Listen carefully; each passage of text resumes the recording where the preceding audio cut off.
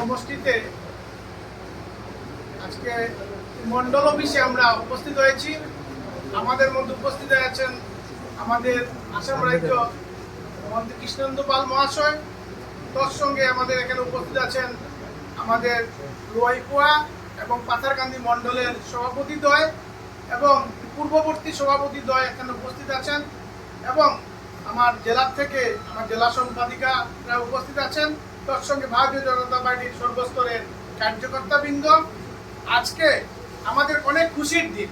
এই বিধানসভা আসনে আমাদের যে পঞ্চায়েত নির্বাচনে আজকে আমাদের উজ্জ্বলের শেষ তারিখ ছিল 17 এপ্রিল।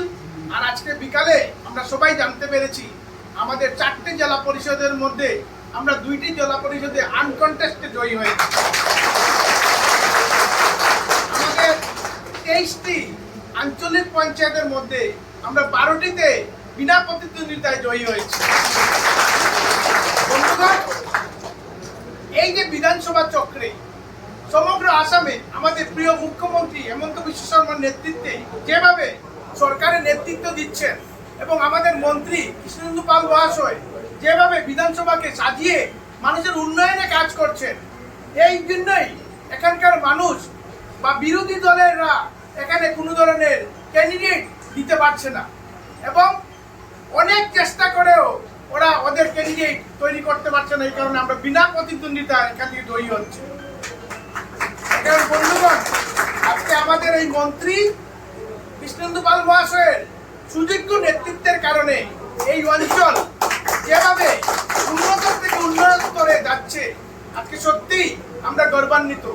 প্রত্যেক ভারতীয় জনতা পার্টির কার্যকর্তারা আমরা এই যে আমাদের বিধায়ক তথা এখানে মন্ত্রী কৃষ্ণেন্দু পাল মহাশয়কে এখানে পেয়েছি, এই জন্য আমরা সবাই গর্বান্বিত।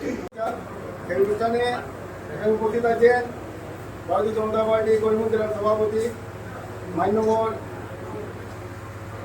সঞ্জীব বণিক মহাশয়। এখানে উপস্থিত আছেন আমাদের আসাম বিধানসভার বরিষ্ঠ ক্যাবিনেট মন্ত্রী ভারতীয় জনতা পার্টির বরিষ্ঠ নেতা মহাশয়।